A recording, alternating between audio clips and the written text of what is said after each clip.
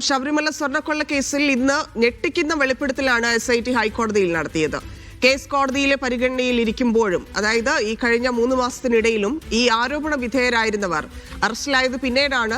ആരോപണ വിധേയരായിരുന്ന സമയത്ത് പോലും വലിയ ഗൂഢാലോചനയും സംഘടിത കുറ്റകൃത്യവും നടന്നു എന്നാണ് SIT കണ്ടെത്തിയിരിക്കുന്നത്. ഉണ്ണികൃഷ്ണൻ പോറ്റി ഉൾപ്പെടെയുള്ള സംഘം ശബരിമലയിൽ വൻതോതിൽ സ്വർണ്ണക്കൊള്ളയ്ക്ക് പദ്ധതിയിട്ടെന്നാണ് SITയുടെ പുതിയ കണ്ടെത്തൽ. വിശാല ഗൂഢാലോചന നടത്തിയെന്നും SIT ഹൈക്കോടതിയെ ഇന്ന് അറിയിച്ചിട്ടുണ്ട്. 2019 ദേവസ്വം ബോർഡിനുണ്ടായത് വീഴ്ചകളുടെ പരമ്പരയാണെന്നും SIT ഹൈക്കോടതിയെ അറിയിച്ചു. ഗോവർദ്ധന്റെ ജാമ്യാപേക്ഷയെ എതിർത്തുകൊണ്ടാണ് SIT ഹൈക്കോടതിയിൽ ഈ റിപ്പോർട്ട് സമർപ്പിച്ചത്. അന്വേഷണം ഇതുവരെ പൂർത്തിയായിട്ടില്ല. എത്രത്തോളം സ്വർണം നഷ്ടപ്പെട്ടിട്ടുണ്ട് എന്നതിന്റെ ശാസ്ത്രീയ പരിശോധനാ ഫലം ലഭിക്കേണ്ടതുണ്ട്. സ്വർണ്ണക്കൊള്ളയിൽ നേരിട്ട് പങ്കുള്ള ഗോവർദ്ധന് അതിനാൽ ജാമ്യം നൽകരുത് എന്ന് ആവശ്യപ്പെടുകയാണ് SIT ഇന്ന് കോടതിയിൽ. കോടതിയെ ഇന്ന് SIT അറിയിച്ച പ്രധാനപ്പെട്ട കാര്യങ്ങൾ നമുക്ക് വിശദമായി പരിശോധിക്കാം. SIT പറഞ്ഞതിലെ ഏറ്റവും ഗുരുതരമായിട്ടുള്ള പ്രശ്നം നേരത്തെ പറഞ്ഞതുപോലെ ശബരിമല സ്വർണ്ണക്കൊള്ള കേസിൽ നടന്നത് വിശാല ഗൂഢാലോചന എന്നുള്ളതാണ്. കാരണം നേരത്തെ നമ്മൾ കരുതിയിരുന്നത്, അതായത് സ്റ്റേറ്റിന് പുറത്തേക്ക്, കേരളത്തിന് പുറത്തേക്ക് ഈ അന്വേഷണം പോകുമ്പോൾ അവർക്കിതിൽ പങ്കുണ്ടാകില്ല. ഇവിടെ നിന്ന് കൊണ്ടുപോയ സ്വർണം വിറ്റതും വാങ്ങിയതുമായിട്ടുള്ള ഒരു ബന്ധം മാത്രമേ കേസുമായി ബന്ധപ്പെട്ട് ഈ ഗോവർദ്ധനും ഭണ്ഡാരിക്കും ഉണ്ടാകൂ എന്നൊക്കെയുള്ള രീതിയിലായിരുന്നു അതിലെ നിഗമനങ്ങൾ വന്നുകൊണ്ടിരുന്നത്. പക്ഷേ SIT അതിൽ കൃത്യമായ അന്വേഷണം നടത്തി. ഈ ഗൂഢാലോചന, ഈ കേസ് കോടതിയിലിരിക്കുന്ന സമയത്ത് പോലും ഇവർ ഗൂഢാലോചന നടത്തി എന്നുള്ള കണ്ടെത്തലാണ് SIT നടത്തിയിരിക്കുന്നത്. അത് ഇവരുടെ അറസ്റ്റിന് ശേഷമുള്ള ചോദ്യം ചെയ്യലിൽ നിന്നാണ് എന്നാണ് മനസ്സിലാക്കുന്നത്. ഒപ്പം തന്നെ SIT ഈ ഗൂഢാലോചന കാര്യം കോടതിയെ അറിയിക്കുന്നു. ഈ കഴിഞ്ഞ ഒക്ടോബറിലായിരുന്നു ഈ കേസിലെ 1-ാം പ്രതിയായിട്ടുള്ള ഉണ്ണികൃഷ്ണൻ പോറ്റി, 9-ാം പ്രതി പങ്കജ് ഭണ്ഡാരി, 10-ാം പ്രതി ഗോവർദ്ധൻ, ഇവർ 3 പേരും ചേർന്ന് ഈ കൂടിക്കാഴ്ച നടത്തിയത് എന്നാണ് അറിയിക്കുന്നത്. 2019 നടത്തിയ ഈ സ്വർണ്ണക്കൊള്ള പുറത്തു വരാതിരിക്കാനുള്ള ഗൂഢാലോചനയ്ക്കായാണ് ഇവർ ഈ ഒത്തുചേർന്നത് എന്നാണ് SIT കണ്ടെത്തിയിരിക്കുന്നത്. സ്വർണം തട്ടിയെടുക്കാൻ വിശാല ഗൂഢാലോചന നടന്നുവെന്നും ശബരിമല ശ്രീകോവിലിലെ സ്വർണം തട്ടിയെടുക്കാൻ ഇവർ പദ്ധതിയിട്ടിരുന്നുവെന്നും 95 മുതൽ ശബരിമലയിൽ വന്നിരുന്ന ഗോവർദ്ധന് ഈ ശ്രീകോവിൽ യുബി ഗ്രൂപ്പ് 98 ഈ സ്വർണ്ണപ്പാളി പൊതിഞ്ഞ വിവരം അറിയാമായിരുന്നു എന്നൊക്കെയുള്ള വലിയ കണ്ടെത്തലുകളുണ്ട്. അത് വലിയ ഞെട്ടിപ്പിക്കുന്ന കാര്യങ്ങളാണ്. കാരണം ഇത് ഇന്നും ഇന്നലെയോ പ്ലാൻ ചെയ്ത കാര്യമല്ല. അതിനപ്പുറത്തേക്ക് 98 മുതൽ ഈ സ്വർണ്ണപ്പാളി വിഷയത്തിൽ ഇവർക്ക് കണ്ണുണ്ടായിരുന്നു എന്നൊക്കെയുള്ള ഞെട്ടിപ്പിക്കുന്ന കാര്യങ്ങളാണ് SIT ഇന്ന് കോടതിയെ അറിയിച്ചിരിക്കുന്നത്. ഒപ്പം തന്നെ ഈ സ്വർണ്ണക്കൊള്ള സംഘടിത കുറ്റകൃത്യമെന്നും SIT അവിടെ അറിയിച്ചിട്ടുണ്ട്. അതായത് ഇതിൽ അത് വളരെ വ്യക്തമാവുന്നുണ്ട്. ഗോവർദ്ധൻ നൽകിയ മൊഴി തന്നെ നമുക്ക് പരിശോധിച്ചാൽ മനസ്സിലാക്കും. അദ്ദേഹം പറഞ്ഞത് സ്വർണത്തിന് 14.97 ലക്ഷം രൂപ നൽകി എന്ന് ഗോവർദ്ധൻ പറയുന്നുണ്ട്. അപ്പം അതിന്റെ അർത്ഥം അയാൾ ഈ കുറ്റകൃത്യത്തിൽ ഉൾപ്പെട്ടിട്ടുണ്ട് എന്നാണ്. കാരണം പണം കിട്ടണമെങ്കിൽ ഉറപ്പായിട്ടും അതിന്റെ ഭാഗമാകണമല്ലോ. അപ്പൊ സ്വാഭാവികമായിട്ടും കുറച്ചുകൂടി SITക്ക് അത് എളുപ്പമായി എന്ന് വേണം മനസ്സിലാക്കാൻ. ശബരിമല അയ്യപ്പന്റെ സ്വർണമാണ് നഷ്ടപ്പെട്ടത്. അതിന്റെ സൂക്ഷിപ്പുകാരൻ ദേവസ്വം ബോർഡാണ്. അപ്പൊ ദേവസ്വം ബോർഡ് ഈ 19 മുതൽ ഇക്കാര്യങ്ങളെല്ലാം അറിഞ്ഞിട്ട് എന്ത് ചെയ്യുകയായിരുന്നു എന്നൊരു ചോദ്യം ഇപ്പോഴും അവിടെ നിൽക്കുന്നു. എന്തുകൊണ്ട് ഈ ഉന്നതരിലേക്ക് ഇല്ലെങ്കിൽ ആ രേഖകളിലേക്കൊന്നും കാര്യങ്ങൾ എത്തുന്നില്ല എന്നൊരു ചോദ്യം കൂടെ നിൽക്കുന്നുണ്ട്. അപ്പൊ ഈ സ്വർണം വാങ്ങാനോ ബോർഡിന് പണം നൽകാനോ ഗോവർദ്ധനെ ആരും ചുമതലപ്പെടുത്തിയിട്ടില്ല.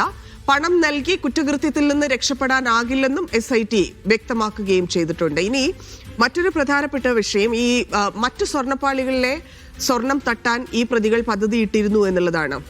നമുക്കറിയാം ഇവർ നടത്തിയിരിക്കുന്ന, ഇപ്പോൾ തന്നെ നടത്തിയിരിക്കുന്ന കാര്യങ്ങൾ നമുക്കറിയാം. അതിപ്പം 2025 വരെ സ്വർണ്ണപ്പാളികൾ ഈ രീതിയിൽ മൂടി പിടിപ്പിക്കുക, ഇല്ലെങ്കിൽ ഇത് വീണ്ടും സ്വർണം പൂശുക എന്നൊക്കെയുള്ള കാര്യങ്ങൾ, ആ പ്രവൃത്തികളൊക്കെ നടക്കുന്നുണ്ട്. അതൊക്കെ ഈ ദേവസ്വം ബോർഡും അറിഞ്ഞിട്ട് അവിടെയുള്ള ഉദ്യോഗസ്ഥരും അറിഞ്ഞ് ചെയ്യുന്ന കാര്യങ്ങളാണ്. അപ്പം വലിയ രീതിയിൽ ഒരു കവർച്ച നടത്താനാണ് ഈ പങ്കജ് ഭണ്ഡാരിയും ബെല്ലാരിയിലെ ഈ സ്വർണ്ണ വ്യാപാരി ഗോവർദ്ധനും ഈ സ്പോൺസർ എന്ന് പറഞ്ഞ ഉണ്ണികൃഷ്ണൻ പോറ്റിയും ഒക്കെ ആസൂത്രണം നടത്തിയത് എന്നാണ് ഹൈക്കോടതിയിൽ നിന്നിപ്പോൾ SIT കണ്ടെത്തി നൽകിയിരിക്കുന്ന റിപ്പോർട്ടിൽ പറയുന്നത്. ഇനി ഉണ്ണികൃഷ്ണൻ പോറ്റിയും ഗോവർദ്ധനും പങ്കജ് ഭണ്ഡാരിയും ഗൂഢാലോചന നടത്തിയത് എങ്ങനെ എന്നുള്ളതാണ്. മറ്റൊന്ന്, ഈ കേസ് കോടതിയിലിരിക്കെ പ്രതികൾ ബംഗളൂരുവിൽ രഹസ്യ കൂടിക്കാഴ്ച നടത്തിയത് എങ്ങനെ എന്നൊക്കെയുള്ളതാണ്. കാരണം ഇവിടെ ഉണ്ണികൃഷ്ണൻ പോറ്റിയുടെ അറസ്റ്റിന് ശേഷവും നമുക്കറിയാം, ആ സമയത്ത് ഏതാണ്ട് ഒരു 3 മാസം മുമ്പ് ഉണ്ണികൃഷ്ണൻ പോറ്റി വലിയ ആത്മവിശ്വാസത്തോടെ മാധ്യമങ്ങളോട് പ്രതികരിച്ചത് നമ്മൾ കണ്ടതാണ്. ഇങ്ങനെ ഒരു സംഭവമേ ഉണ്ടായിട്ടില്ല, അങ്ങനെ ഒരു കാര്യം സംഭവിച്ചിട്ടില്ല എന്നൊക്കെ പറഞ്ഞുകൊണ്ട്. അപ്പം ആ സമയത്ത് പോലും ഇവർ ആ സമയത്ത് പോലും ഇവർ ഗൂഢാലോചന നടത്തുകയായിരുന്നു എന്നതിന്റെ ഒരു തെളിവാണ് SIT ഇപ്പോൾ ഈ ചോദ്യം ചെയ്യലിലൂടെ, അതായത് അവസാനം പിടിയിലായിരിക്കുന്ന ഈ ഗോവർദ്ധനും ഭണ്ഡാരിയും ഉൾപ്പെടെയുള്ള പ്രതികളിൽ നിന്ന് ചോദ്യം ചെയ്യലിലൂടെയും മറ്റു തെളിവുകളിലൂടെയും ഒക്കെ കണ്ടെത്തിയിരിക്കുന്നത്. അപ്പം അത്രയും ഞെട്ടൽ അതിലുണ്ട് എന്നുള്ളതാണ്. തുടക്കം മുതൽ ആലോചിച്ചാൽ മനസ്സിലാവും ഏതൊക്കെ ഘട്ടത്തിലൂടെ ഇത് പോകുന്നുണ്ട്, ആ ഘട്ടങ്ങളിലൊക്കെ എത്രത്തോളം ഞെട്ടൽ ഈ വിഷയത്തിൽ ഉണ്ടാക്കുന്നുണ്ട് എന്നുള്ളത്. SITയുടെ ആ പോക്ക് ശരിയാണ് എന്ന് കഴിഞ്ഞ ദിവസം കോടതി പറയുകയും ചെയ്തിരുന്നു. മറ്റൊന്ന്, ഈ രഹസ്യ കൂടിക്കാഴ്ചയുടെ കാര്യം നമ്മൾ നേരത്തെ പറഞ്ഞു.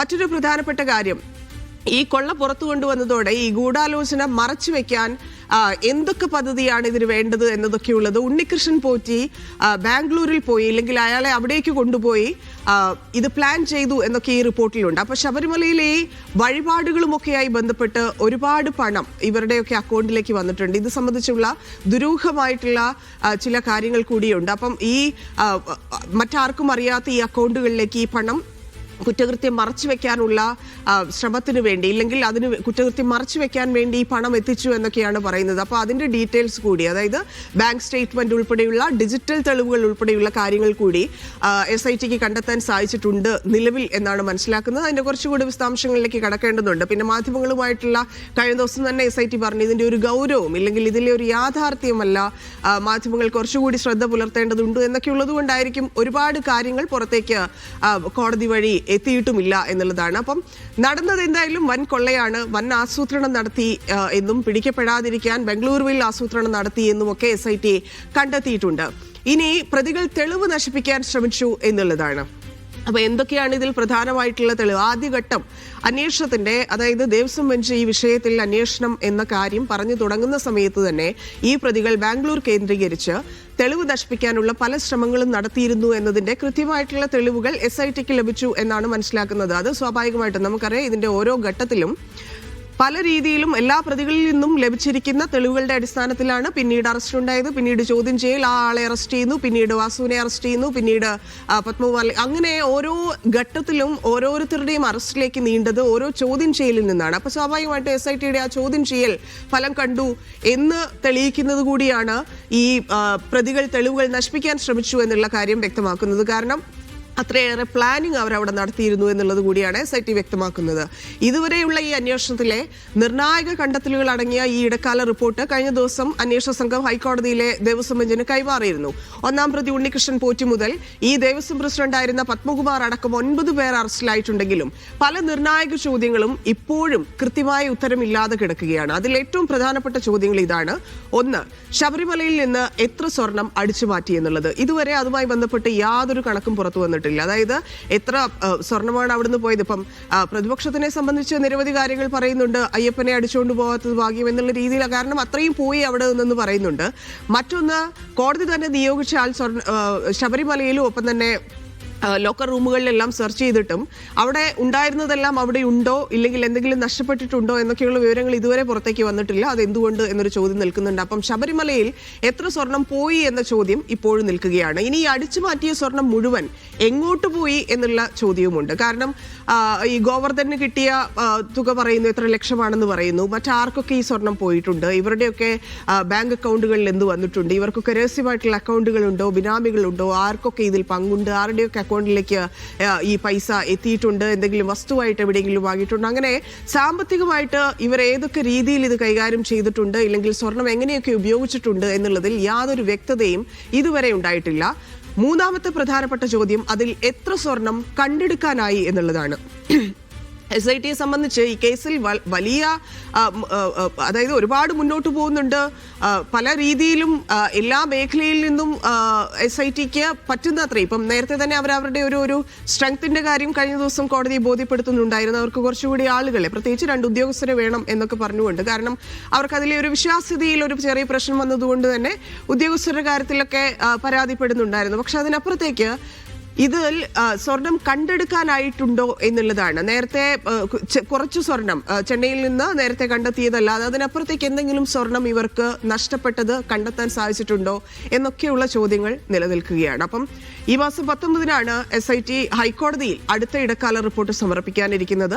അന്വേഷണ സംഘത്തിൽ 2 ഉദ്യോഗസ്ഥരെ കൂടി ഉൾപ്പെടുത്താൻ അവധിക്കാല ഡിവിഷൻ ബെഞ്ച് അനുമതി നൽകിയിട്ടുണ്ട് SITക്ക്. എന്നാൽ ഇവർക്ക് ഈ CPM ബന്ധമുണ്ട് എന്നൊക്കെയുള്ള ആരോപണം ഉയർന്നിരുന്നു. അപ്പം ഇവർക്ക് പകരം 2 ഉദ്യോഗസ്ഥരെ ഉൾപ്പെടുത്തണം എന്നാണ് SIT ഹൈക്കോടതിയെ ആവശ്യപ്പെട്ടിരിക്കുന്നത്. അതിന് ജസ്റ്റിസുമാരായ രാജ വിജയരാഘവനും കെ വി ജയകുമാറും ദേവസ്വം ബെഞ്ച് അവരടങ്ങിയ ബെഞ്ച് അനുമതി നൽകുകയും ചെയ്തിട്ടുണ്ട്. അപ്പോൾ ഈ അന്വേഷണത്തിലെ തൃപ്തി രേഖപ്പെടുത്തിയ ഹൈക്കോടതി പ്രത്യേക അന്വേഷണ സംഘത്തിന് 6 ആഴ്ച കൂടിയാണ് സമയം അനുവദിച്ചിരിക്കുന്നത്. അപ്പോൾ 6 ആഴ്ചയ്ക്ക് ശേഷം കുറച്ചുകൂടി വ്യക്തത ഈ കേസിൽ വരും. ഈ സ്വർണം എങ്ങോട്ട് പോയി, എന്ത് ചെയ്തു, കണ്ടെത്തിയിട്ടുണ്ടോ എന്നൊക്കെയുള്ള കാര്യത്തിൽ കൂടുതൽ വ്യക്തത വരും.